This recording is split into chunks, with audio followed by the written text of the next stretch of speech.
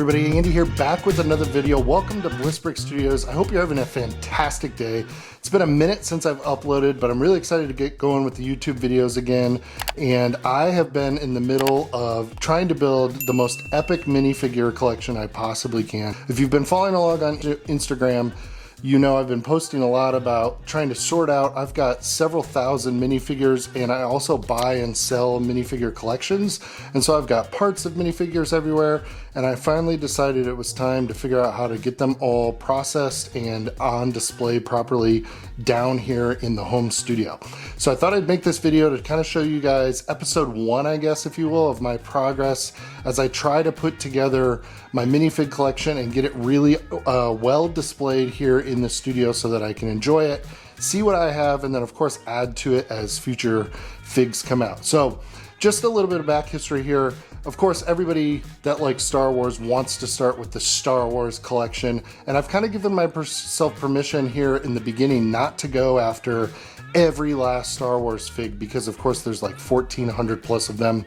It would be great to get there someday, but for now, I'm just trying to focus on the figs that I really like a lot, and then also branch out into some other categories, which I haven't seen as many people do. So I'm actually currently in the process of sorting our third part of our collection. I started by down sorting our Star Wars minifigs, and then my son and I went through his Ninjago collection. And the way I've decided I want to display them after much deliberation is by sub-theme. I really enjoy seeing the figs on display when they're sorted, of course, by category or theme, like Star Wars or Ninjago or superheroes, but then I really like it when I can see them like by episode 1, episode 2, as opposed to seeing, you know, 30 Luke Skywalker minifigures in a row. I would prefer to see all of the episode 1 figures, and then I also try to go in chronological order, and maybe I'll take you in the other room and show you what I've got started there with Star Wars. But at the moment, I'm actually in the process of sorting this bag. This is my superhero collection, and maybe we'll go a little mobile here, and I'll show you what I've got working down on the desk here to try to make this happen. All right, gang, so here we go. This is my desk. You guys have seen this before, just sitting here at the computer in the home studio, and that's my camera stand, otherwise known as a cajon. It's a type of drum, but that's from the day job. So yeah, you can see I've got just basically masking tape here going in and trying to basically get these, you know, different categories locked in for how to organize things. So you can see I've got Avengers, Age of Ultron, Spider-Man Far From Home, Spider-Man, Eternals, The Avengers, Iron Man 3, Black Panther. They're just kind of all over the place. And as I scan one of these figs, I basically go in and make a piece of tape, put them in these categories, and then that's going to be phase 1 of getting these worked out. Now let me take you over to the computer to show you what I'm doing on the back end over there. Okay, gang, so we're back here in the Lego studio. It's a bit of a disaster. As you can see, I've got all kinds of stuff happening. Let's see. Oh, back over here, sorting minifigs, and then some stuff to clean up over on this other side. But that's the reality of a Lego studio, right? Is we're always working on things. But I wanted to walk through a little bit of kind of where this journey began with the minifig collecting. And if you go back on the channel, I've got lots and lots of videos about this over the years, but I've really been kind of making another push lately to try to see this through. So I think maybe first thing, let's go over to screen share and just, okay, so you should be able to see Brickset now. And I thought I would just take you through a little bit of like how this works. So, you know, if you pick up a set, let's say we get the, you know, Ahsoka or 501st Battle Pack, right? You can see here this pops up, and I used to just go in and click that I own one copy of this set, and then that would allow me to track the minifigs. So if I went in here and clicked on the 6 minifigs that are in that set, it would say in sets you own one, or a friend of mine was selling his collection at my local shop, and I made a note to myself that I picked these up a while back. So for a long time, this is how I've always kept track of my minifigs, just to go through here. But the problem is I love Brickset. I use it a lot, but it's not like everybody knows you buy Lego on Bricklink, right? And this is where most of our business gets done. And about, I don't know, a year ago now, Bricklink added this feature where you could see your inventory. And in fact, I think right there under my collection, you can go and see all of your sets and your parts and things. It's not nearly as strong, in my opinion, as Brickset. This is basically all it can do so far. You can add some notes, but you can't sort by, like in Brickset, I can go browse minifigs and look at the theme and then the sub theme, which is how I was saying that is how I'm choosing to display my figs. So if we go to like Star Wars down here, I can then go in from Star Wars. Let's let that go and go to subcategory, and I can just see the minifigures from the recent Ahsoka show, and I can click if I want it specifically or not, etc. Those are some of the figs I specifically would like to have, as I was saying earlier in this video. So you can just see kind of how that it's got so much more functionality. But when I'm making orders on Bricklink, I can't see in Brickset if I have it, and I don't always have Brickset open or think to have it open in the middle of a crazy week, and I'm just making a parts order, and I just am not necessarily thinking minifigs. I think having everything over here might be quite useful. So, but as I said, the superhero bag is a lot of figs, and while I know who most of them are, it's very time consuming to open them up and find them. So if we go, let's stay with Ahsoka here. We type in Ahsoka, go to minifigure, and we go to this latest one, SW1300. I don't have that in my collection, as you can see. But if I go back and I click on this recent one, boom, it shows up here that I have it. So if I'm, the reason this has become valuable, especially for me, is because I also have a Bricklink store, and I sell on eBay and Bricklink all the time.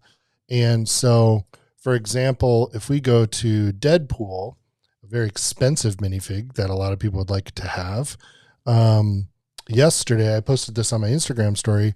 This is a really nice fig. It's worth, $50 minimum used, up to, more than that. You can see the price ranges there.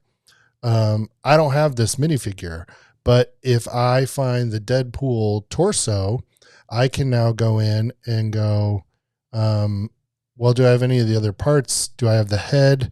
I don't have it in my store. I don't have it in my collection, but do I have the legs? And sure enough, I have one in my inventory in my store. And that has helped me immensely with putting figs together and then either getting them into my store or getting them into my collection, which has been really, really great. So this Deadpool legs are currently for sale. If somebody buys them, I've just kind of decided like that's money that I can then use to buy whatever I want for my collection. I'm not going to worry. It's tempting to sort of like sit on them until the other pieces come in. But if you do that, you go broke fast. So, and you have parts just rotting. And instead I've decided I'm going to list everything, put them up for sale in my inventory. And now I have this digital collection of parts to search, where I can go in and figure out how to complete these figs. So then the question becomes, let's go, let's take, like, for example, this Winter Thor fig. I'll just hold them up here on the screen. You can see it down in the picture-in-picture. And what I was doing is the Lego Star Wars phone app. It's like LSW. I've been chatting with some minifig collectors, and they suggested using that app to track things.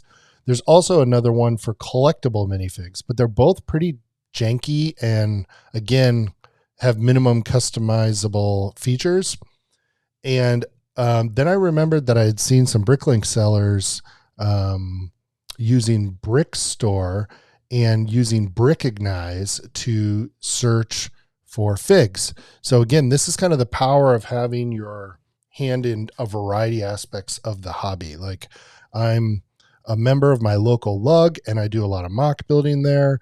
I buy and sell things on eBay and on Bricklink, and I'm also a collector of these different things. And those communities have like Venn diagrams sometimes. Like Lego is the common thing, but they don't always overlap. I watch a lot of vlogs of different sellers, and I've come across Brickstore.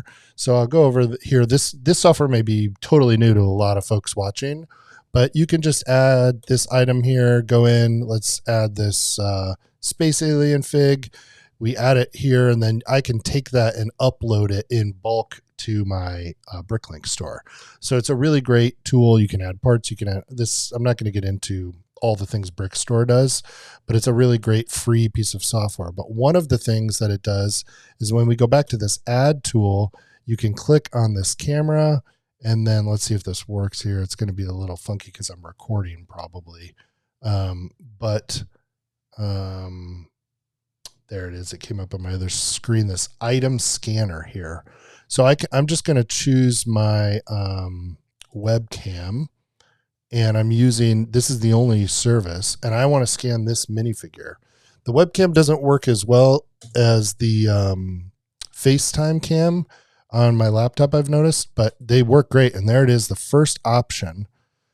That is Thor Red Scarf SH756. And what I can do now is just right click this, show Bricklink catalog, and boom, it pops up right there, ready to go.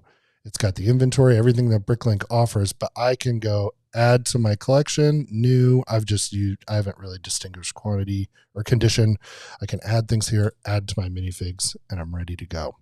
So now if I refresh that page, we can see that Red Scarf Thor is showing up in my collection.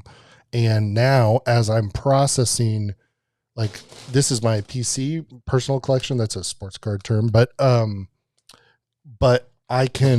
buy bags just like that all the time from the internet, where I'll be processing them to sell them, and I'll be looking at a fig and go, oh, that's really cool, but it's hard to know if you have it or not. And I'm hoping to get to the point where I think so many of us have these awesome minifigure collections, but they're all in plastic bags in drawers. And I'm really working hard to get these things out into display cases and onto display walls moving forward, so that if I want to know if I have Red Scarf Thor, I could just stand up, walk to the near wall where there's superhero figs, and then and then just take a look in the case, and that should tell me. So that's the end goal. That's what I'm shooting for here. I am really hoping to get to that place where this is kind of my build studio, and this is where I work on mocks, and it's where I film content and run the business in terms of the Bricklink and eBay stores.